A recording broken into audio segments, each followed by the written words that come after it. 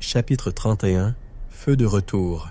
Jérusalem tremblait, et dans les salles du pouvoir au-dessus, le trône de fausse lumière vacilla comme si même les cieux s'étaient mis à trembler. Le souverain se réveilla au frisson. Le temple vibrait légèrement. Une pulsation sous les fondations, une pression plus ancienne, plus haute que les plaques tectoniques. Il émergea de la chambre du prêtre, ses robes de soie glissant sur le sol noir poli. « Rapport », dit-il à voix haute. Aucune réponse. L'ombre envahissait la pièce. Les projecteurs clignotaient. Le code se distordait. Le visage de Séphora apparut puis se brouilla et disparut. « Séphora » répéta-t-il. « Ouvre le relais. » Après un silence, sa voix répondit plus lente, d'un degré à peine. Il y a eu un écho. Un écho de quoi? Une résonance jamais enregistrée auparavant. Elle provient du quadrant sud. Profondeur inconnue. Origine racine. Oracle phase 1. Les lèvres du souverain se crispèrent. La voûte. Il se retourna brusquement alors que l'oracle de lumière émergeait, sa robe irradiante sous la lumière arquée. « Elle a été activée », dit l'oracle. « Le noyau sous le Néguev, celui que le construct avait enfoui. Mais quelqu'un l'a déterré. »« Qui ?» siffla le souverain. « Votre traître, souverain, celui qui a marché dans les deux mondes. Adrien. » Le souverain serra le rebord du trône jusqu'à faire craquer ses jointures. « Jusqu'où cela s'est-il propagé ?» demanda-t-il. L'oracle cligna lentement des yeux. « Jusqu'au ciel, jusqu'au temps. Le mur temporel est instable. Des fractures, des fils se déplacent là où ils ne devraient pas. » La voix de Séphora grésilla depuis les hauteurs. Distorsion atmosphérique détectée. Anomalie de signal au-dessus du couloir de la faille. Pétra s'est éclairée. Éclairée dans des longueurs d'onde non mesurables par l'optique actuelle.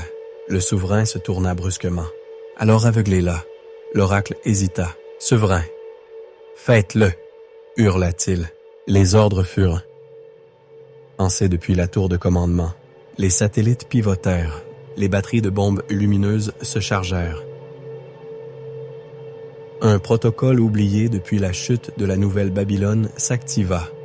Projet Blackfire, non conçu pour détruire, mais pour aveugler, éteindre tous les signaux, réduire au silence l'espoir lui-même.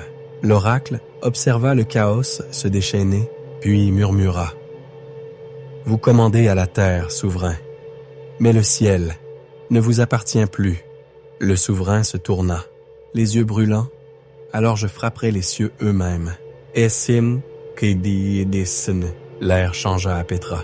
Pas d'annonce. Pas de séisme. Juste un frémissement subtil, indéniable, comme si la ville elle-même retenait son souffle. Jonah leva les yeux de la table au rouleau. En face de lui, le mur de flammes vacilla. Alia était assise tout près, immobile. Le rouleau qu'elle recopiait glissa de ses mains. Quelque chose l'a touchée, murmura-t-elle. Kaël entra par le couloir extérieur. De la poussière sur sa cape, un fusil en bandoulière. « As, on vient de perdre 2 relais à l'est de l'Amérique du Nord, dit-il. Coupure totale. Mais ce n'est pas une interférence, c'était volontaire. »« Qu'est la contre-attaque du souverain ?» souffla Jonah. « Il essaye d'aveugler le ciel. » Les flammes changèrent de nouveau. Cette fois, elles virèrent au blanc. Un mot brûla à travers le mur. « De témoigne. » Tous se figèrent. « C'est » commença Alia. « Pas moi, » répondit Jonah. « C'est la flamme qui l'a écrit. » Kaël s'approcha, la main suspendue au-dessus du feu. Les rouleaux bougent. « Qu'est-ce que tu veux dire ?» demanda Alia. « Moi, il se réorganise, » dit Kaël. « Il se réaligne. Certains mots brillent. D'autres s'effacent. » Jonah se tourna vers lui, le regard vif, soudain lucide. Quelque chose qui n'était pas permis. L'est maintenant. Des phrases autrefois symboliques devenaient concrètes. La prophétie réagissait au temps, comme si le temps lui-même venait de se rallumer. Il parla à nouveau, presque pour lui-même. « Je crois qu'Adrien et Evelyne ont réveillé un témoin. Dans le sanctuaire intérieur de Pétra, les tensions montaient à nouveau. Le reste était divisé, tiraillé entre l'action et la prudence. Les voix résonnaient contre la pierre. Des dizaines de chefs et de messagers s'étaient rassemblés sous les arches sculptées de la salle stratégique. Certains revenaient d'enclaves effondrées, d'autres arrivaient à peine après des semaines de fuite. Des cartes étaient étalées sur les tables de pierre. Des rapports circulaient sur du papier manuscrit. Un coin brillait faiblement, alimenté par un vieux panneau solaire bricolé à un scanner portatif. Mais ce n'étaient pas les données qui les bouleversaient, c'était le ciel au-dessus de Pétra, qui vacillait à nouveau. Des interférences étranges. Le mur de flammes s'était rallumé après des mois. Tout avait basculé et personne ne comprenait comment. « Si le souverain a aveuglé les satellites, c'est notre chance », lança un capitaine. « Il faut frapper maintenant avant que ces orbites se recalibrent. »« Ah, frappeur avec quoi ?» cracha un autre. « On n'a plus de drones, pas de couverture aérienne. Tu veux qu'on traverse la vallée de Jezréel à pied? Ah !»« Pétra n'est pas un bunker, » dit une vieille femme. « C'est un feu de signal. On a été appelé à tenir, pas à vaincre. »« Os, tenir jusqu'à quoi ?» lança quelqu'un. « Jusqu'à ce qu'une autre coupe s'abatte sur nous, que ces armes célestes reviennent. » Le débat s'enflamma là, stratégie se dissolvait sous la pression. La foi glissait lentement vers la peur. « Cop !» Jonah écoutait dans silence, puis avança, posant ses mains sur la table centrale. « La prophétie vient de changer, dit-il. Les rouleaux se réalignent. Ça veut dire que la ligne temporelle respire à nouveau. » « Et ça veut dire quoi, ça? » demanda un jeune capitaine. « Ça veut dire que quelqu'un a percé le voile, » répondit Jonah. Ce qu'Adrian et Evelyn ont trouvé, ce n'était pas juste des données, c'était un lien, un témoin enfermé sous le temps. Et maintenant, il parle. Le silence tomba dans la salle. « Alors on fait quoi? » demanda Kael. Jonah regarda autour de lui, puis vers la flamme qui dansait encore dans le coin. « On attend, pas dans la faiblesse, dans la préparation, parce que le ciel va s'ouvrir.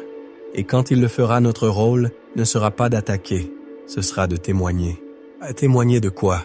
souffla quelqu'un. Jonah se tourna vers la flamme, où l'éclat blanc brillait toujours. Et le celui qui vient, les yeux remplis de feu, un éclaireur arriva à la porte nord de Pétra couvert de sable, de sang et de silence. Il était jeune à peine 20 ans, mais ses yeux portaient des décennies. De la poussière collait à ses cils. Une entaille sèche marquait sa tempe. Il tituba jusqu'au poste extérieur et s'effondra sans un mot. Kael fut le premier à le rejoindre. « D'où viens-tu » Il força les mots à passer entre ses lèvres craquelées. « Ziph » Jonah se retourna brusquement. L'enclave de Ziph est tombée il y a plus d'1 an. Le garçon toussa. Une chambre a résisté. On le transporta à l'intérieur. Les médecins traitèrent ses blessures, lui firent thé, boire de l'eau.